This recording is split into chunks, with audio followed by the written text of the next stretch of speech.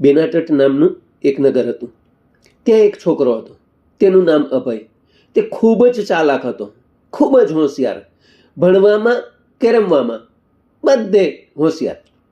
એક દિવસ તે રમવા ગયો. ત્યાં દાવ માટે લડા થઈ. એમાં એક જણ બોલ્યો, બેસ બેસ ન બાપા, જોર શેનું કરે છે? અભય કહે, વિચારીને બોલ, મારા પિતા છે. શું તું ભદ્રશેઠને નથી ઓળખતો? પેલો કહે, એ તો તારી માતાનો પિતા છે, તારો પિતા ક્યાં છે? અભયે ઘેર આવીને પોતાની માતા નંદાને પૂછ્યું, બા, મારા પિતાજી ક્યાં છે? નંદા કહે, બેટા એ દુકાને હશે.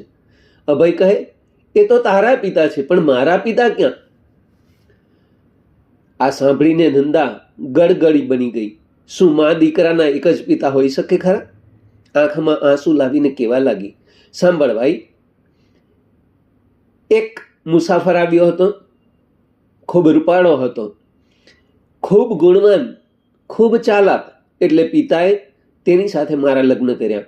હજી લગ્નને થોડા દિવસ થયા એવામાં પરદેશથી સાંઢણીઓ આવી. તેમાંથી થોડા સવાર નીચે ઉતર્યા. તેમણે તારા પિતાને એકાંતમાં બોલાવ્યા અને કાંઈકમાં કાનમાં વાત કરી, એટલે તે જવા માટે તૈયાર થયા. તેમણે મને કહ્યું, મારા પિતા મરણ પિતાએ છે, હું તેમને મળવા જાઉં છું. તું શરીર સાચવજે અને સારી રીતે લેજે. હું પાલખી મોકલું એટલે આવી જજે. ગર્ભમાં રહેલા બાળકને જાળવજે. એમ કહીને તેમણે એક ચિઠ્ઠી આપી અને આવેલા સવારોની સાથે ચાલ્યા ગયા. ગયા તે ગયા. આજે કેટલા વર્ષો નીકળી ગયા, પણ બેટા તેમના કોઈ સાર કે સમાચાર નથી. અભય કહે, બા, મને એ ચિઠ્ઠી બતાવ, હું જોઉં તો ખરો, એમાં શું લખેલું છે? માતાએ ચિઠ્ઠી આપી. તે વાંચીને અભય બોલ્યો, ઓહો, મારા પિતા તો રાજગૃહીના રાજા છે. માં, તું ચિંતા કરીશ નહીં. નંદા કહે, શું તારા પિતા રાજગૃહીના રાજા છે? અભય કહે, હા, આ ચિઠ્ઠીનો અર્થ એવો જ થાય છે. નંદા આ સાંભળીને ખુશ થઈ ગઈ. સાથે જ આવા પતિના વિયોગે ખૂબ દુઃખી પણ થઈ. અભયે માતાને પહેલી જ વાર આવી દુઃખી જોઈ હતી, એટલે તેને ખૂબ લાગી આવ્યું. તે કહેવા લાગ્યો, માં, તું જરાય ચિંતા કરીશ નહીં. ચાલ, અહીંથી આપણે રાજગૃહી જઈએ. ત્યાં જરૂર મારા પિતાનો મેળાપ થશે. રાજગૃહી મગધ દેશની રાજધાની છે. તેના શોભા અપાર છે.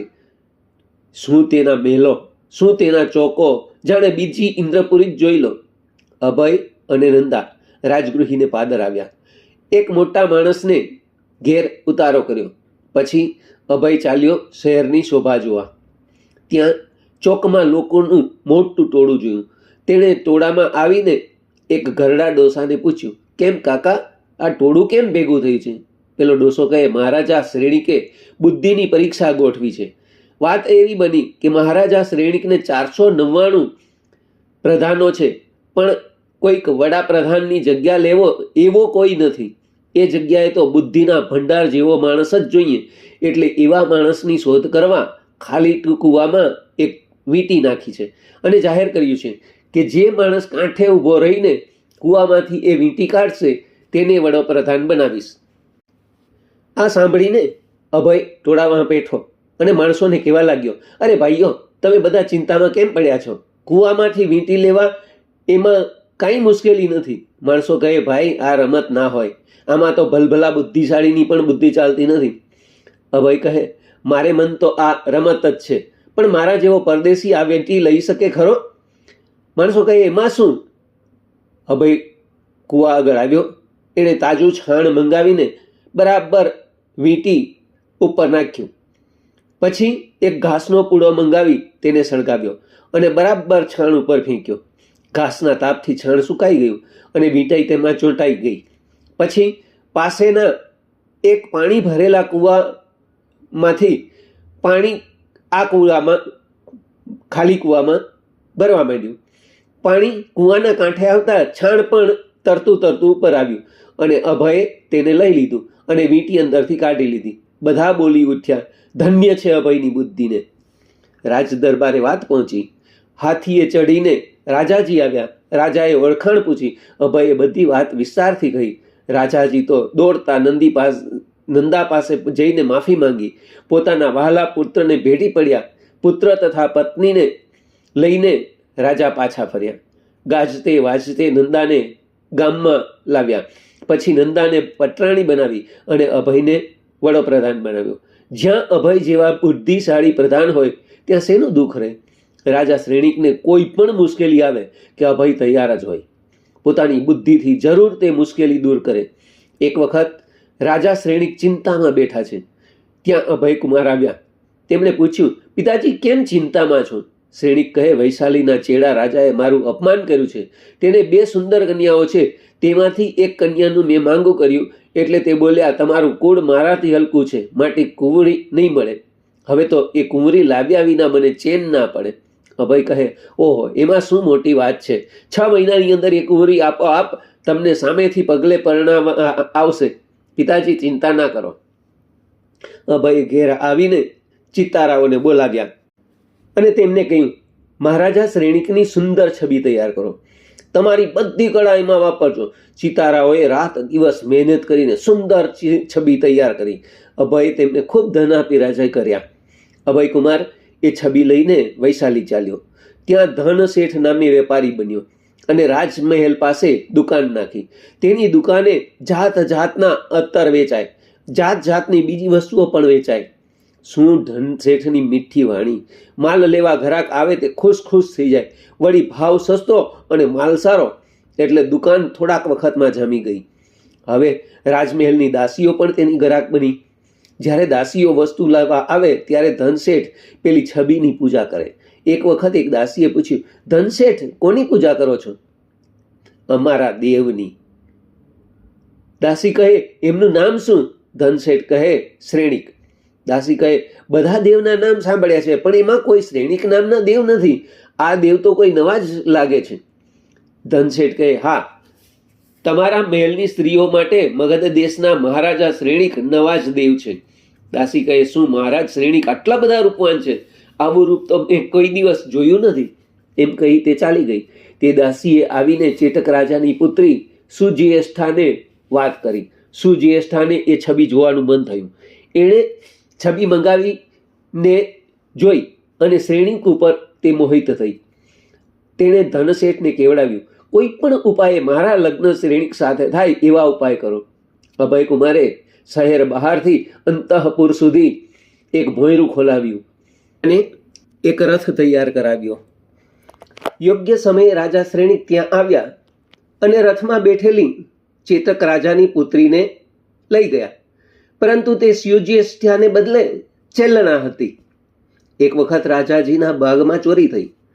કોઈ સારામાં સારી કેરીઓ તોડીને ગયું.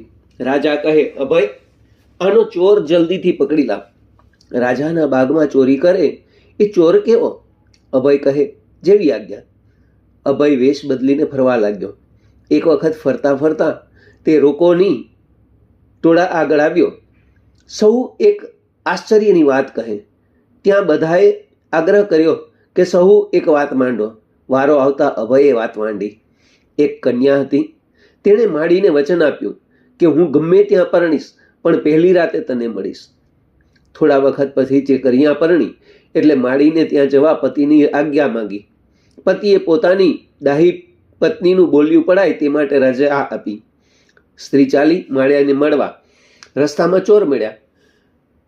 લૂંટવા આવ્યા એટલે તે સ્ત્રી બોલી, ભાઈ, લૂંટવી હોય તો મને લૂંટજો, પણ મારું એક વચન પાળવા દો. પરણીને પહેલી રાતે માળીને ત્યાં મળવાનું વચન છે. વળતી વખતે તમારે લૂંટી લેજો. ચોર કહે, આવું આકરા વચન પાડનારી જુઠ્ઠું ના બોલે, જવા દો એને, વળતી વખતે લૂંટીશું. તે સ્ત્રી આગળ ચાલી. ત્યાં એક રાક્ષસ મળ્યો. તે તને કહે, તને ખાઉં. સ્ત્રી કહે, ખાવી હોય તો મને ખાજો, પણ મારું વચન પાળવા દો. જરૂર વળતી વખતે અહીં આવીશ. રાક્ષસ કહે, ભલે, ત્યારે વળતી વખતે જરૂર આવજે. પછી ગઈ માળી પાસે. માળી કહે, ધન્ય છે તને, આવી વચન પાડનારી તો તને એકને જ જોઈ. જા, તારું વચન પડ્યું એટલે પાછી ફરી. રાક્ષસ કહે, વાહ, આ તો ભારે સત્યવાદી. સત્યવાદીને કોણ ખાય? તે બોલ્યો, બહેન, તને જીવતદાન છે. પછી ચોર મળ્યા. ચોર કહે, આ તો સાચા બોલી છે. આવી સાચા બોલીને કોણ લૂંટે? તેમણે કહ્યું, જા બહેન જા, અમારે તને નથી લૂંટવી. રાત્રે સ્ત્રી ઘેર આવી. હવે ભાઈઓ, તમે બધા કહો, પેલી સ્ત્રીને પતિ, ચોર, રાક્ષસ અને માળી, આ ચારમાંથી સૌથી મહાન કોણ? કોઈ કહે માળી, કારણ કે રાતે જુવાનબાઈ પાસે આવી, તેને બહેન સામે ગણી તેને પાછી મોકલવી એ કંઈ સહેલું નથી. કોઈ કહે રાક્ષસ, કારણ કે જુવાનબાઈને જીવતી મૂકી. ત્યારે એક જણ કહે ચોર, કારણ કે આવા ઘરેણા ગાંઠા લૂંટવાના મળ્યા પણ છોડી દીધા. અભયકુમાર વિચારે છે કે જરૂર આ જ કેરીનો ચોર હોય. તેણે તરત જ તેને પકડ્યો. તે માની પણ ગયો કે હું ચોર છું. એક વખત રાજગૃહી ઉજ્જૈનીના રાજા ચંડપ્રદ્યોતે ચડાઈ કરી. અભયકુમારે વિચાર્યું, આની સાથે લડાઈ કરવામાં સાર નથી. બંને બાજુના લાખો માણસો મરશે, છતાં કોણ જીતશે તે કહેવાય નહીં. માટે એક યુક્તિ કરવા દે. તેણે સોના મોહરાના ગઢ ભર્યા અને રાત્રે છાનામાના શત્રુની છાવણીમાં દટાવ્યા. બીજે દિવસે ચંડપ્રદ્યોતને એક કાગળ લખ્યો, વડીલ માસાને, જે આપનું હિત ઘડી પણ વિસરતું નથી. હાલમાં આપના ઉપર એક મોટી આફત પડી છે, તેથી આ પત્ર લખ્યો છે. મારા પિતાએ ખૂબ પૈસા આપ્યા છે, એટલે તમારું લશ્કર ફૂટી ગયું છે. તમે તપાસ કરશો એટલે બધું જણાશે. ચંડપ્રદ્યોતે છાવણીમાં તપાસ કરી. ત્યાંથી સોનામોરના ઘડા મળ્યા. એ સમજ્યો કે વાત તો સાચી છે. તરત જ લશ્કરને પાછા ફરવાનો હુકમ કર્યો. ચંડપ્રદ્યોતને થોડા વખત પછી ખબર પડી કે અભયકુમારે તેને છેતર્યો છે, એટલે તેને ખૂબ ગુસ્સો થયો. તેણે પોતાની સભાને પૂછ્યું કે કોઈ તૈયાર છે જે અભયકુમારને જીવતો પકડી લાવે? ત્યારે એક ગણિકા બોલી, જી મહારાજા, હું તૈયાર છું. અભયકુમારને જીવતો પકડીને આપની પાસે હાજર કરીશ. તેણે 2 દાસીઓને સાથે લીધી. રાજગૃહી આવી. ત્યાં શ્રાવિકા બની. ઓહો, શું ધર્મિષ્ઠ દેખાય! ખૂબ ઠાઠથી પ્રભુની પૂજા કરે, વ્રત ઉપવાસ કરે, આખો દિવસ ધર્મની ચર્ચા કરે. એક દિવસ અભયકુમાર દેરાસર પૂજા કરવા આવ્યા. ત્યાં આ શ્રાવિકાની ભક્તિ જોઈને તે ખૂબ રાજી થયા. તેમણે પૂછ્યું, બહેન તમે કોણ છો અને ક્યાંથી આવો છો? ગણિકા બોલી, ભાઈ હું ઉજ્જૈનીની છું. મારું નામ ભદ્રા છે. પતિ મરણ પામ્યા છે, દીકરા પણ 2 મરણ પામ્યા, એટલે દીકરાની બંને વહુને જાત્રા કરવા નીકળી છું. કર્યા કર્મ ભોગવવા વિના કંઈ છૂટકો છે?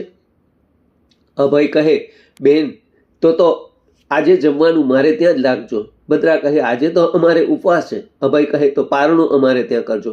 ભદ્રાએ તે કબૂલ કર્યું. વળતે દિવસે તેણે અભયને નોતરું આપ્યું. અભયે પણ તે સ્વીકાર્યું. અભયકુમાર વળતે દિવસે જમવા ગયા.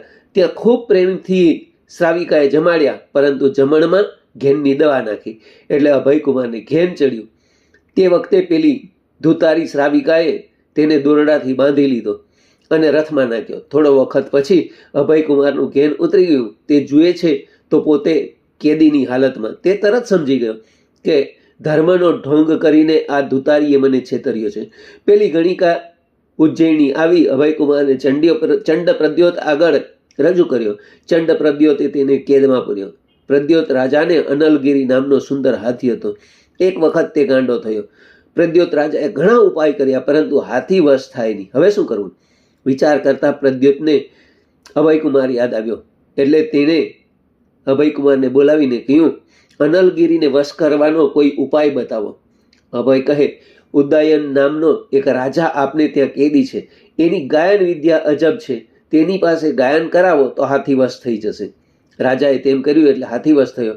આથી પ્રદ્યોત ખૂબ રાજી થયો. તેણે અભયકુમારને કહ્યું, માંગો, છૂટા સિવાય થયા સિવાયનું બીજું કંઈ પણ વચન માંગો. અભયકુમાર કહે, એ વચન હમણાં આપણી પાસે રાખું છું, વખત આવ્યે માંગી લઈશ. અભયે બીજા પણ 2-3 કામ કર્યા. દર વખતે ચંડપ્રદ્યોતે વચન આપ્યા. કુલ 4 વચન થયા. એટલે અભયકુમારે કહ્યું, મહારાજ, હવે હું મારા વચન પાછા માંગુ છું. પ્રદ્યોત કહે, ખુશીથી માંગો, પણ છૂટા સિવાયનું થવા સિવાયનું વચન માંગજો. અભય કહે, ભલે, એ પ્રમાણે. તેણે કહ્યું, આપ અને આપની શિવા દેવી રાણી અનલગીરી હાથી ઉપર બેસો. આપની બંનેની વચ્ચે હું બેસું. પછી આપનો રત્ન ગણાતો અગ્નિભીરુ રથ મંગાવો અને એની ચિત્તા રચાવો. એમાં આપણે બધા સાથે બળી મરીએ. બસ આટલું જ હું માંગુ છું. માંગવામાં તો કંઈ બાકી રાખ્યું. પ્રચંડ પ્રદ્યોત આ સાંભળીને વિચારમાં પડી ગયો. છેવટે તેણે કહ્યું, અભય કુમાર, તમે આજથી છૂટા. અભય છૂટો થયો, પણ અહીંથી જતા જતા તેણે પ્રતિજ્ઞા કરી કે ચંડ પ્રદ્યોતને ધોળા દિવસે અજયની નગરીમાંથી ઉપાડી લાવો તો જ ખરો અભય. અભય પોતાની પ્રતિજ્ઞા પૂરી કરવા એક વેપારી બન્યો. સાથે 2 રૂપાળી સ્ત્રીઓ લીધી અને ઉજ્જૈની આવી ત્યાંના રસ્તા ઉપર ઘર લીધું. પેલી 2 સ્ત્રીઓ ઠાઠમાઠથી હરે ફરે અને લોકોના મનનું હરણ કરે. એક દિવસ પ્રદ્યોતે આ સ્ત્રીઓને જોઈ એટલે તેણે પોતાની દાસી સાથે કેવડાવ્યું કે રાજા ચંડ પ્રદ્યોત તમને મળવા ઈચ્છે છે, તે ક્યારે આવે? પેલી બાઈઓએ કહ્યું, અરે ભાઈ, આવી વાત તે શોભે. દાસી તે દિવસે પાછી ગઈ. બીજો દિવસ થયો એટલે દાસીઓ ફરી પાછી આવી. ત્રીજા દિવસે આવી ત્યારે આ સ્ત્રીઓએ કહ્યું, બહેન, અમારી પાસે અમારો એક ભાઈ છે, તે આજથી 7મા દિવસે બહારગામ જવાનો છે. તે વખતે મહારાજ ભલે પધારે. અહીં અભય કુમારે એક માણસને ગાંડો બનાવ્યો. ખાટલામાં બાંધીને હંમેશા વૈદને ત્યાં લઈ જાય. તે વખતે પેલો બૂમ પાડે, હું રાજા ચંડ પ્રદ્યોત છું, મને લઈ જાય છે, કોઈ છોડાવો, કોઈ છોડાવો. લોકો આ સાંભળીને હસે. 7મા દિવસે ચંડ પ્રદ્યોત અભયકુમારને ઘેર આવ્યો એટલે તેને પકડીને ખાટલા સાથે બાંધી દીધો. પછી ખાટલો ઉપાડીને અભયકુમાર બહાર નીકળ્યો. પ્રદ્યોત બૂમ પાડવા લાગ્યો, હું રાજા ચંડ પ્રદ્યોત છું, મને આ લઈ જાય છે, કોઈ છોડાવો, કોઈ છોડાવો. આ સાંભળીને લોકો હસવા માંડ્યા. તેઓ સમજતા હતા કે આ બિચારો પેલો ગાંડો છે, એટલે રોજ આમ બૂમ પાડ્યા કરે છે. અભય ચંડ પ્રદ્યોતને રાજગૃહી લાવ્યો. પ્રદ્યોતને જોતાં જ શ્રેણિક ખૂબ ગુસ્સે થયા અને તેને મારવા દોડ્યા. પરંતુ અભયે કહ્યું, પિતાજી, એ આપણા મહેમાન છે, તેમની ઉપર ગુસ્સો ના કરો. મારી પ્રતિજ્ઞા પાળવા માટે જ તેમને અહીંયા લાવ્યો છું. અભયકુમારના આવા વચન સાંભળી શ્રેણિક શાંત થયા અને ચંડ પ્રદ્યોતને માન મતરબાથી વિદાય આપી. એક કઠિયારો હતો, તે ખૂબ ગરીબ. એક વખત તેણે મુનિનો ઉપદેશ સાંભળ્યો એટલે તેને વૈરાગ્ય થયો અને દીક્ષા લીધી. પોતાના ગુરુ સાથે રાજગૃહી આવ્યો. કેટલાક લોકો તેની પાસે પહેલાની હાલત જાણતા હતા એટલે મસ્કરી કરવા લાગ્યા કે કાંઈ ઠેકાણું ના પડ્યું એટલે સાંધુ બન્યા. બીજી બધી રીતે, ઘણી રીતે પણ તિરસ્કાર કરવા લાગ્યા. એટલે તેને વિચાર કર્યો કે અપમાન થાય ત્યાં ન રહેવું. આ વિચાર ગુરુને જણાવ્યો. ગુરુએ કહ્યું, મહાનુભાવ, તારો વિચાર સાચો છે, આપણે કાલે વિહાર કરશું. અભય પ્રભુ મહાવીરનો પરમ ભક્ત હતો. પોતે રાજકાજમાં કુશળ હતો. તેવો જ ધર્મ ધ્યાનમાં પણ કુશળ હતો. સદા જીનેશ્વરની પૂજા કરતો હતો. સાધુ મુનિરાજને વંદન કરતો. અને આ વાતની ખબર પડી એટલે ગુરુ આગળ તે આવ્યો અને વિનંતી કરી, એક જ દિવસ કૃપા કરી અહીં રહી જાઓ, પછી સુખેથી વિહાર કરજો. બીજા દિવસે રાજભંડારમાંથી 3 મોંઘા રત્ન લીધા અને ચોકમાં આવ્યો. ત્યાં જાહેર કર્યું કે લોકોને આ 3 રત્ન આપવાના છે. એટલે લોકોના ટોળા એકઠા થયા અને પૂછવા લાગ્યા, મંત્રી, આ રત્નો કોને આપવાના છે? અભય કહે, જે 3 વસ્તુ છોડે એને. એક ઠંડુ પાણી, બીજું અગ્નિ અને ત્રીજું સ્ત્રી. માણસો કહે, આ તો ખૂબ મુશ્કેલ છે, હંમેશા ગરમ પાણી પીવું અને કોઈ પણ જાતનો અગ્નિ પોતાને માટે સળગાવવો નહીં અને સ્ત્રી સાથે સંબંધ છોડી દેવો, એ અમારાથી ના બને. અભય કહે, તો પછી આ રત્ન કઠિયારા મુનિને આપો, જેણે 3 વસ્તુ છોડી છે. લોકોને સમજાયું કે મુનિ ખરેખર ત્યાગી છે. આપને નાહક તેની મસ્કરી કરી ચીડવ્યા. પછી અભયે શિખામણ આપી, હવે કોઈએ મુનિની મસ્કરી કે તિરસ્કાર કરવા નહીં. અભયકુમારની બુદ્ધિના આવા અનેક દાખલાઓ છે. તેથી જ આજે પણ લોકો એવી ઈચ્છા કરે છે કે અભયકુમારની બુદ્ધિઓ જો. શ્રેણિક રાજાએ અભયને રાજ્ય માટે લાયક જોઈને આગ્રહ કર્યો કે બેટા, તું રાજ્ય ભોગવ. અભયે કહ્યું, મારે રાજ્ય નથી જોઈતું, હું તો હવે મારા આત્માનું કલ્યાણ કરવા ઈચ્છું છું. પ્રભુ મહાવીર પાસે મારે દીક્ષા લેવાનું મન થાય છે અને તે માટે આપ રજા આપો. શ્રેણિકે રાજ્ય લેવા ખૂબ આગ્રહ કર્યો, પણ અભયકુમાર પોતાના વિચારમાં મક્કમ રહ્યા એટલે શ્રેણિકે રાજી થઈને રજા આપી. અભયકુમાર સાધુ બની પવિત્ર જીવન ગાળવા લાગ્યા. સંયમ અને તપથી પોતાની શુદ્ધિ કરવા લાગ્યા. કેટલોક સમય આવું જીવન ગાળી તેમણે પોતાનું આયુષ્ય પૂર્ણ કર્યું.